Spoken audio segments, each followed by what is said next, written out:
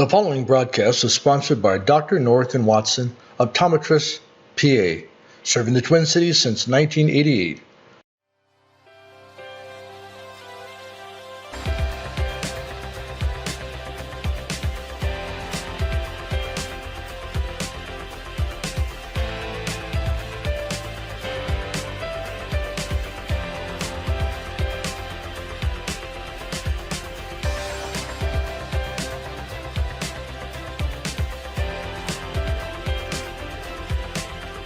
Hi, this is Mark Rosen from WCCO TV, and it's my pleasure to introduce my good friend Ron Henderson, the Fitness King, presenting Motivation, one word to help change your life.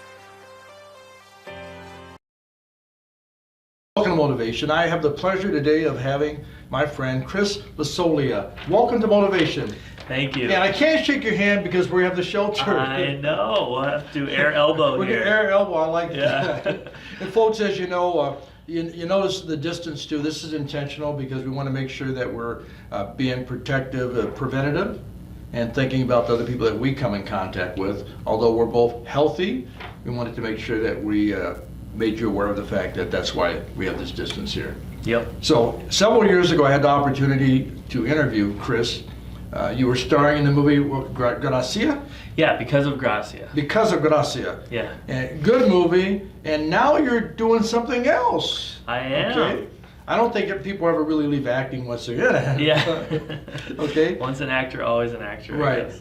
But you're running, first of all, we know you're running for council member. Yes. For Blaine. Yeah, that's correct. Running for Blaine City Council in Blaine's 3rd Ward, which is North Blaine. North Blaine. Yeah, Okay. so really where does excited. that border? When you say North Blaine? So it borders Ham Lake on the north. So if you know Highway 65, Right. kind of just you take Highway 65, you'll go right through Blaine, and then you'll hit Ham Lake. So it's kind of borders Ham Lake up there, and then Coon Rapids and Circle Pines, Lexington area on the right. So Okay. Yeah. And I'm assuming you have to live in the area.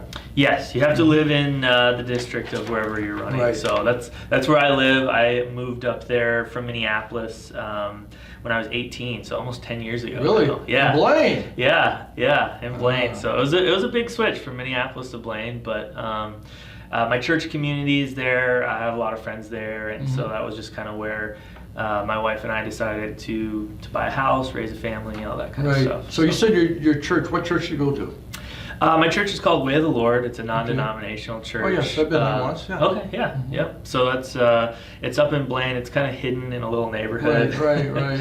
But it's a great church, great community, and I love the people there. They're like Right. family to me, you know. Okay. Well, let's get up and close and personal. Sounds good. We talked earlier before we even started the interview. I talked about the fact that at one time I thought about possibly running for something, Yeah. but I didn't. So why did you choose council versus running for other offices?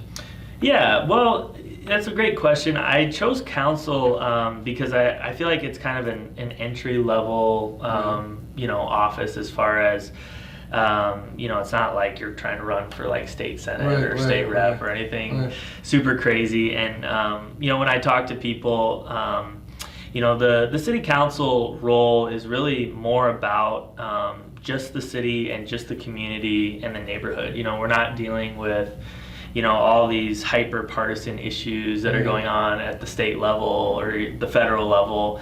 And I think that really interested me because, it really is more about connecting with your neighbors, connecting with your community, trying to figure out, okay, what's going on in our area that I can actually help my neighbors with. And, real kind of boots on the ground practical stuff. And so I'm really excited about it, and I think it's kind of a good starting point rather than biting off more than you can chew. Sure. And why do you care? Well, I care because I want to make Blaine a better place. I want to be so in the decisions. But let's back up. I'm going to interrupt you. I'm going to be rude, folks, and interrupt you. No worries. Okay. Now you hear people, like Trump, he wants to make America better. Yeah. Okay? Yeah. So when you say you want to make, it's easy to say that. Yeah. So, but is that heartfelt or?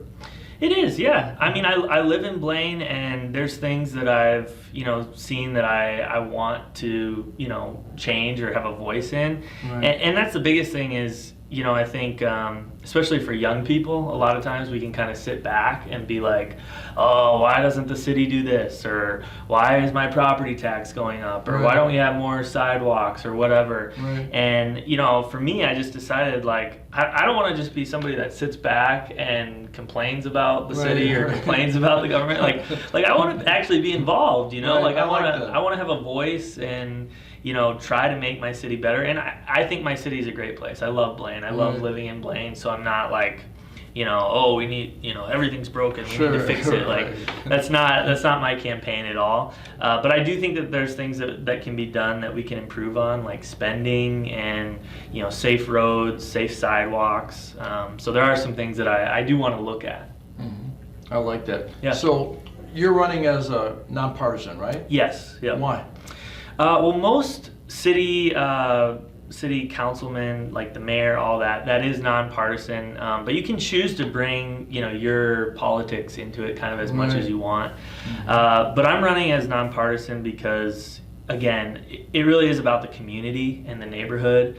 And, Blaine's a purple district. I mean, it's not like totally conservative or, totally Democratic. And so, I just want to be somebody that hears and listens to the needs of everybody, regardless of whether you're a Democrat or Republican, because I think there's a lot of things that we can agree on at like a neighborhood level and a city level that doesn't have to do with the national kind of partisan divide that's going on, especially right now. Right, exactly. Yeah. Now, question, did you have have people come up to you and said, hey, Chris, you should run?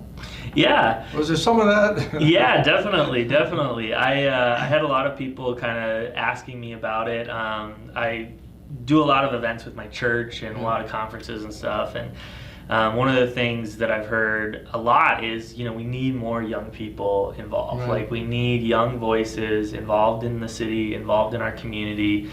And when I was kind of exploring it, the possibility of running and starting a campaign, I met with a lot of people, and pretty much everybody was like, yeah, go for it. Like we need young people, we need your voice, and we really want you to jump in and just run and, explore what this whole environment of politics is really like, and see if it's for you. And so I talked to my wife about it, and how did she feel? She was a little hesitant at first, especially as we were kind of thinking about, okay, like, do we really want to try to do this? We just had a baby. Yeah, congratulations. So thank you. Yeah. Cute. So, I saw the baby. Yeah, thank you. And that was a thing. A lot of people said, like, do you really want to run when you just had a baby? I mean, it's a lot of work. And my wife was really gracious and was like, hey, if you want to do this, I mean, I think the time is now, because we're planning on having more kids, and life is just going to get busier, you know what I mean? Mm-hmm. And a lot of people that I've seen that run for office either do so pretty early on when their kids are pretty young, or like once they're retired and empty nesters and all that. And so I kind of decided that, if I was going to do it in the next 10, 12 years, I might as well just do it now. Right. How old are you now, like now? I'm 28. Okay. Yep. All right. So you're getting up there. Yeah. You're an old man. Yeah. Well, I'm a dad now, so There you go. I got to make sure I stay motivated, There you go. stay in shape, don't get the dad bod. There you go. That's important. As a fitness king, I attest to that. Yeah, That's important. yeah. That's important. So, what issues are you going to run on? The big issues that I'm focusing on are no city sales tax. They've been talking about implementing a citywide sales tax in Blaine. And, there's kind of pros and cons of both sides of that. A lot of people say, well, when visitors come in or other people come in, it's extra revenue for the city. But I really don't think that people in Blaine want to pay an extra line item of tax on everything that they buy in the city. And for small businesses and business owners, it's hard. They tried it in Elk River and Ramsey and some other cities, and it didn't work very well. I want to try to keep a lid on property taxes by looking at our spending.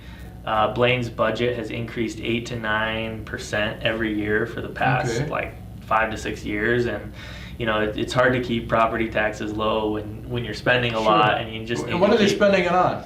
Because I've driven through Blaine, and you kind of wonder, what are they spending it on? Right, yeah. They have a lot of different programs that are really great, like they do a lot of economic development, and Okay. and a lot of the stuff is really positive, and Blaine is really growing economically. So there's some things that I totally would agree with them on how they've been spending, and then there's just some things that I want to look at and say, okay, why do we need to give $800,000 to this developer to build this apartment complex? Like, wouldn't the developer build that anyway?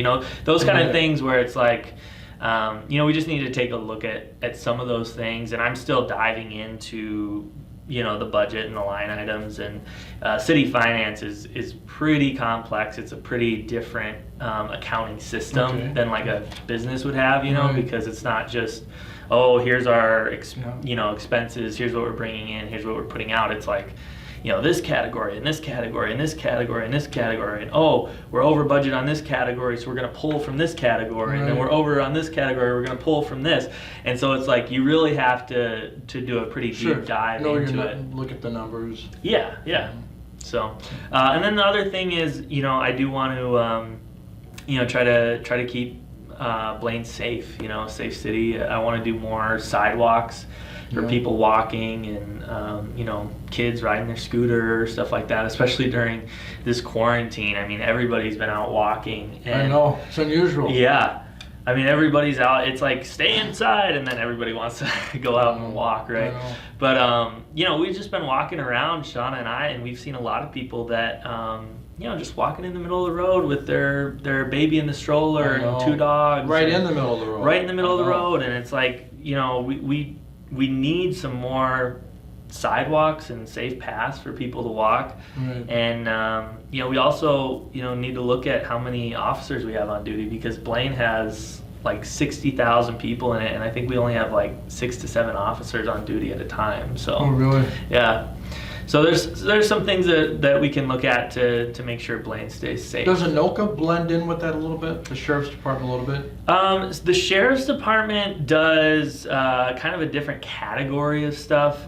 They do help a little bit, but I think it's totally different as far as like if there was domestic disturbance or somebody speeding or something like that. I mean, it's a pretty different category. Right. So when is the election? So depending on how many people are running for the seat, we might have a primary in August, and then we'll have the general election is in November. Okay, so virtual. Well, I they're talking about that. They're talking about doing mail-in, voting, and so we'll see what happens. I kind of am skeptical that they're going to get that to pass where it's just mail-in.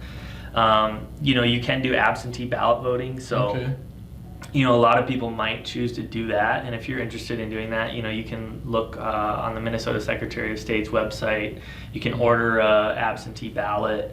You can kind of fill that out and then vote by mail by the certain date. It's earlier than August, so we'll have that information up on our Facebook page too. So are you officially now a candidate running?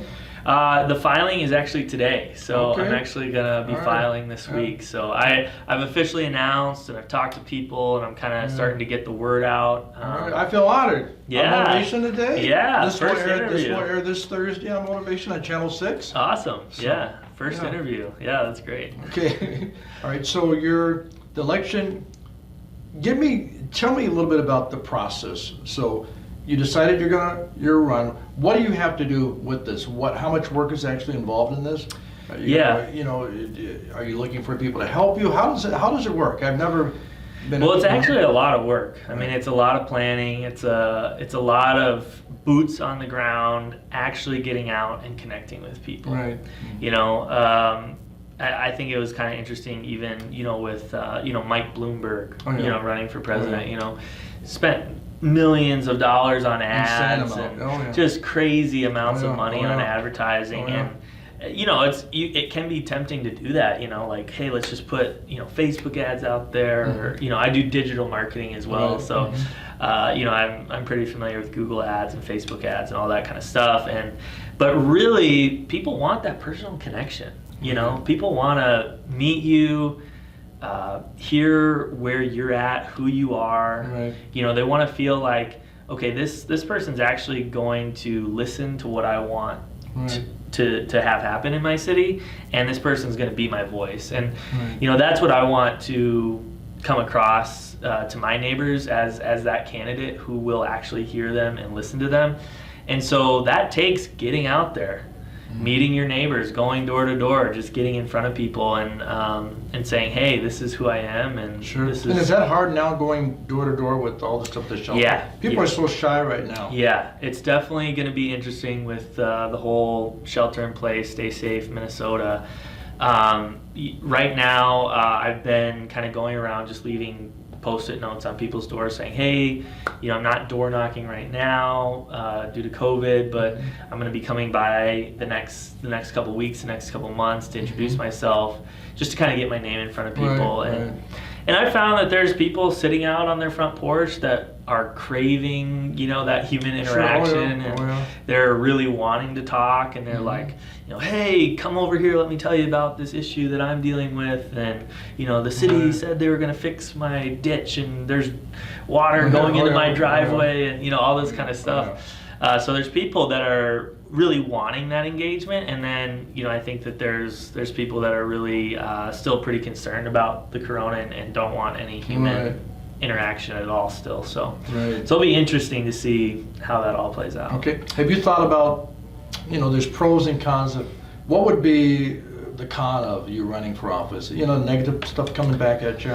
Yeah, I think well, even like we were talking about You before can't the please show. everybody. Yeah, you can't please everybody. You know, there's going to be people that aren't going to like you. There's going to be people that'll try to like look at your old tweets and Sure, find stuff sure. that you said Oh, yeah. that, Oh, yeah. you know, whatever. And I did before the interview. No, I didn't. I like this guy. Yeah, I mean, I don't really have anything. Right. Like, I don't have a crazy past. I never, you know, I was pretty smart with stuff. Like, I didn't post jokes on Right. social media about Right. inappropriate stuff or Right, whatever. yeah. So there's nothing there. Don't look. No, just kidding. But there really isn't, and so I'm not too worried about that. But I think the biggest thing for me is just you know, the time commitment. You know, it's going to be a big time commitment, and I'm excited for it. But you know, that's probably one of the cons, is just, you know, when you're serving the city in this capacity, you know, there's really not a lot of, you know, pay or glory or anything, Sure, but it's right. really just to help the community, Sure. and it is a sacrifice of time Right. in a lot of ways. So Right. So you're gonna have a campaign office, or how will people get a hold of you? people can get a hold of me on my website, www.chrismassoglia.com. And how do you spell that for people? Yeah, it's a little bit tricky. So Massoglia, Massoglia. it's Italian. But So, Italian, yeah, really? Yeah. So you Really? gotta kind of use your best Italian accent. You're Italian? Yeah. I didn't know that. Yeah, yeah. I like that. Yep. Italian, Irish. Okay. So yeah, if you say it with your best Italian accent, you say Massoglia. Massoglia. Ah, Massoglia. Massoglia. What's the matter with your And face? I gotta do the hands right there. Yeah. Okay, What's the matter with your Grazie, face? grazie, Yeah. Grazie. Yeah. grazie. So it's kind of a tricky name, and that's Okay. part of the campaign too. Is we really want to try to get my name so that people can pronounce it and remember Oh, it. yeah, oh, yeah, yeah. Because sometimes, you know, you see the yard sign, you're like, well, how do you say that? You know. Yeah. But yeah, the G silent, so it's Massoglia, but the G silent. So again, it's Massoglia. But I think if people really use that Italian accent, they'll Okay. remember it. Okay. And what are you looking for as far as in the way of help? The big things right now is we're just looking to help spread the word. I'm looking for people that have, you know, done this before to give me advice and, Right. and help me along. You know, this is my first run, and I'm really excited to kind of jump in and serve the city. So I've been meeting with a lot of people who have done this before, Okay. to kind of get advice, you know, what does it actually take to be a good city council member? And so I've been doing that, door knocking, if people want to come out and knock on doors with me, donations Yeah, online, any of those kind of things can help. And they So- can go to that website for donations as Yep, well? yep, chrismassoglia.com. You can also just like my Facebook page, facebook.com/Chris Massoglia, and Alright. you can kind of stay up to date with things on there. Okay. So are you, You're going to be getting some signs. Got to take some Benjamins to get those signs. Yeah, exactly. I mean, there is some cost. I mean, we're looking at $5 to $10,000 for the campaign, which isn't it's not a crazy undoable amount, but it's it's money that we have to raise. You going to do a GoFundMe for that? Probably not. I think we're just going to kind of reach out to people and see if people are interested in helping. They can donate on my website. So, do you know who's running right now? Who would be running against you? There's a few people. We'll know kind of more in mid-June who is actually going to run. So if there's 3 candidates or if there's 3 candidates, 4 candidates, we'll have the primary. And if there's only 2, then we won't have the primary, and it will just be the general election in November. So. Okay. Yeah. Why do you feel that you'd be a good candidate? Again, one of the things that I really wanted to do in my city is to hear people, listen to them, see what the issues are that they're facing, and really be their voice on the city council. I think I'd be a good candidate because I'm bold. I'm not afraid to. Yeah, you're bold. I'm not afraid to go for things. I'm not afraid to kind of challenge people. When I watch a lot of the city council meetings in Blaine, it's a lot of like, yeah, this is all great. Or people will say, well, I'm not really a fan of this, but because we have the votes, I'll just go along with this anyway. And very rarely will people stand up. I mean, it does happen, but very rarely will people stand up and say, this just isn't right. I can't vote for this. I'm not gonna do this. And unfortunately, the city council members in my ward are very much kind of just yes, and they don't really stand up for things that their residents care about. So I think that's what really would make me a good city council member is just listening to neighbors and actually being their voice. I met a guy. Just the first time I went out canvassing, and he said he had been trying since 2009 to get the city to come and fix this issue that this road had created where his driveway gets flooded. And he said he's been trying since 2009. And he said he can't get it to go. He can't get the city council members to fight for him. And he said he's got so discouraged he stopped voting for local city stuff. Like he's like, I don't even vote for that stuff anymore because I'm so annoyed, and that's the kind of things where it's like, man, like if something happens where a city project ruins somebody's yard, ruins somebody's driveway, you gotta speak up for that. Like you gotta make that right. And that's something that I would really want to do as a city council member. Do you think the city council members are overrun with stuff? So you can't. It's kind of like you can't fix every problem. It is, but there's 2 city council members for like 16,000 people.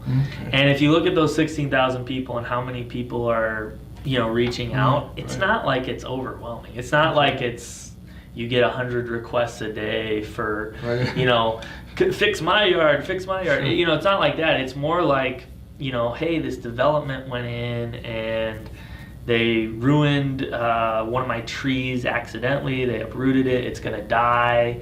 Can you try to help, fix this out with the contractor and the city project? Stuff like that, where it's like, if there's things that happened, I think it's a city council member's duty, especially for residents in their ward, to try to help make things right. I agree. What would you say to maybe one of the viewing audience members or people that are watching right now, if they're interested in politics, what would you say to them?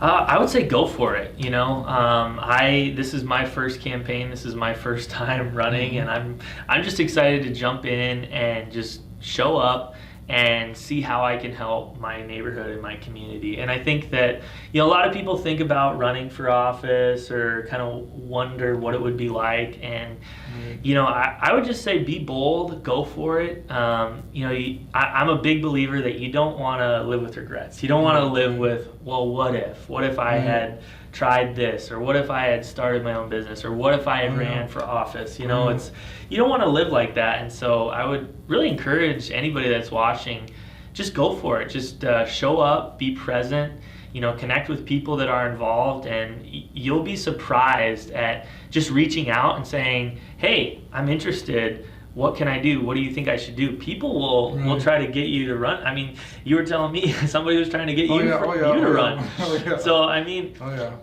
everybody's looking for good people to that aren't afraid to stand up and speak out for what's right. Yeah, to represent their community. People want to see those good people step forward, and so if you have a heart for others, if you have a heart to represent your community, I would just say go for it. Right. And when will you actually start, like doing signs and those kind of things? Well, I've already started kind of canvassing. Started, like I said, kind of leaving my card and a Post-it note on people's doors. I think signs you can put up towards the end of June in Blaine. So and how many people do you typically will you need for something like that, do you think? For volunteers? Yeah.